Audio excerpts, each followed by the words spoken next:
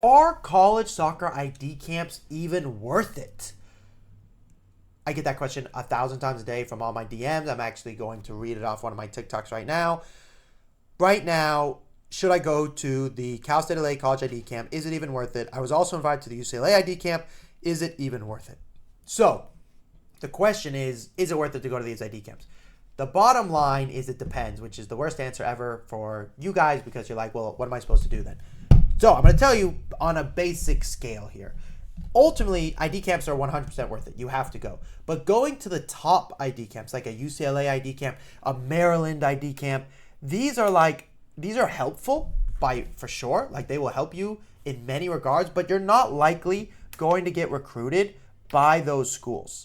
So because of that, those camps have to be done differently. I'm not saying they're not worth it, but they have to be done differently. One of the ways to do it differently, and as it happens, there's a UCLA ID camp outside of my house 5 minutes away happening right now, is when you go to a top level ID camp with many schools, or with one school, but it's like a top 10 school, you have to know that unless you're playing for an MLS Academy or an ECNL team for the girls and for the boys, you're not going to be playing college soccer at those schools for the most part. There's an exception, of course, but even if you just look at the roster of the players, all of them are playing abroad at a very high level, or they're playing for a really high level MLS Academy team, and they could have almost gone pro, and they chose to go to college. So that's the case with the Wake Forest, anyone in the ACC, the Big Ten. That's just how those schools work. So with those schools, the recruiting process is different. Most of those kids are picked because they're so good, and the recruiting process is different for them.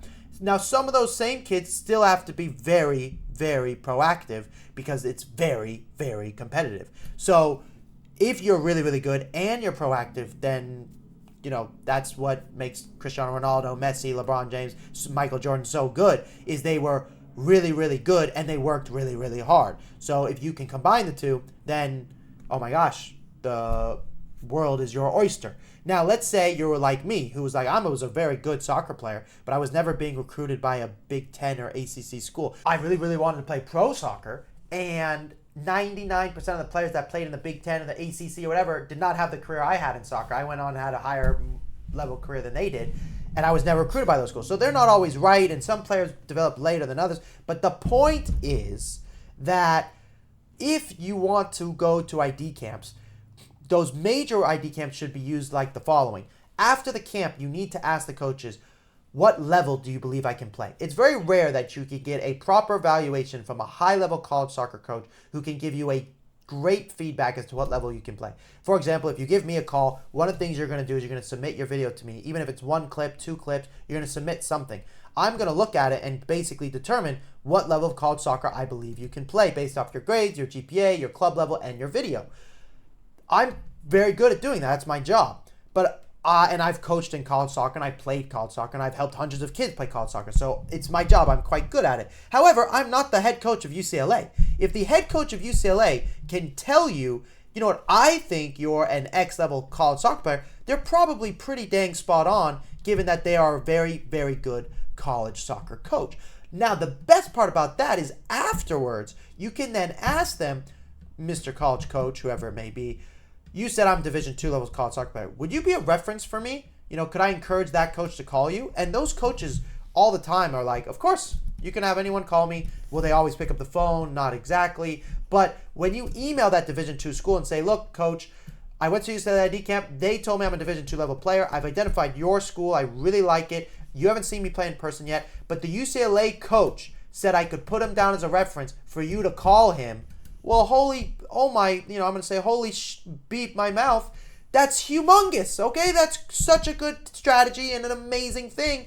And I know this works because with one of my students, we did the exact same thing. He went to a UW camp, University of Washington, top 5 school. Coach said, we think you're good. I said to the player, we're going to ask him if he would be a reference. He was a reference. He referenced him to another D1 school. He then got $124,000 to go to another Division I college soccer team. He's actually now a college soccer guy coach. So if you work with me and my team, you will actually get the chance to talk to him as well because he loved working with me so much and the results were so great. He asked me if he could start teaching just like I'm teaching you, and that's what he does now. Is he's teaching me, and he's going into his freshman year, and he's really good because his process was crazy. He went to 3 to 5 ID camps, went to Division 3 ID camps, Division 2 ID camps. He went to all over. Some coaches said he wasn't even good enough for D3. Other coaches said that his gap year screwed him over. And in the end, he played Division 1 college soccer. So, and, we guided him through that process, which is super exciting. Now, that's for the big ones. And that's where most people say, like, our college ID camp's worth it, because they leave a UCLA camp and they're like,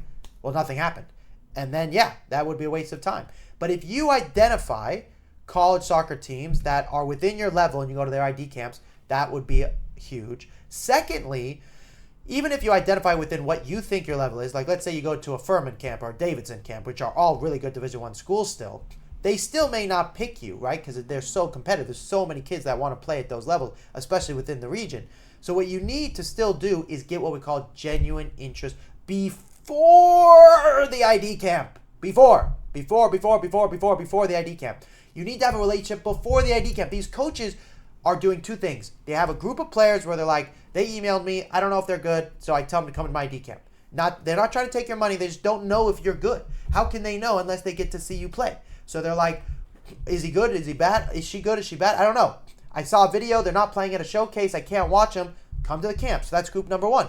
Group number two is we want to see these kids. I saw them at a showcase already. I want to see them at a showcase at another time. I like their video. I really want to see them. Which group do you want to be in?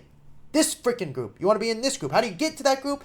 Email highlight videos, not just every highlight videos, every touch videos. Have a conversation with them. How do you get that? That's my job. I'm going to help you do that. But that is how ID camps are meant to be had.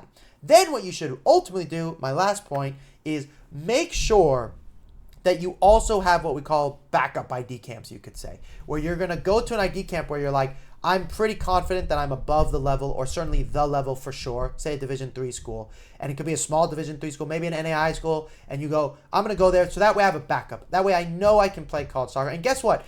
That coach makes you an offer. That coach gets interested in you. Having an interest is the only way to get more scholarship, one of the only ways to get more scholarship. So if you say to a school makes you an offer. They're like, we really like you. We're going to offer you this much in scholarship. And you go, I can't afford that. They go, all right, well, you can't be on our team. Like, we're sorry. That's a problem. Now that deal is done. Now, instead, if you said, I have another offer, and they're making the following, is there anything we can do about your offer? Now, a discussion can be had. And you can only get to do that if you have more than one offer. You cannot bluff. All these coaches know each other. That is not nice or appropriate. So the only way to get that level of interest is if you go to college ID camps of smaller schools as a quote-unquote backup. So I'm 30. I have no kids. If I was doing this with my child today, they turn 14 tomorrow. First of all, we would have made a bunch of video. I would have encouraging them to go to higher level club teams.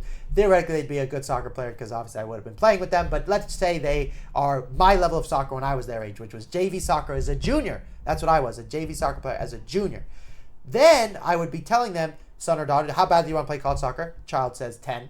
And they go, okay, great. We're going to go to the following Division 3 schools. I want them to live in California, so they're close to me. I moved to Indiana, so if they're like, I want to go to New York, I'd say, okay, with your grades, we're going to go to these 2 to 3 Division 3 schools, get their feedback as a freshman, sophomore, just to get some feedback, see what level they think you are, get them to get to know you. How exciting.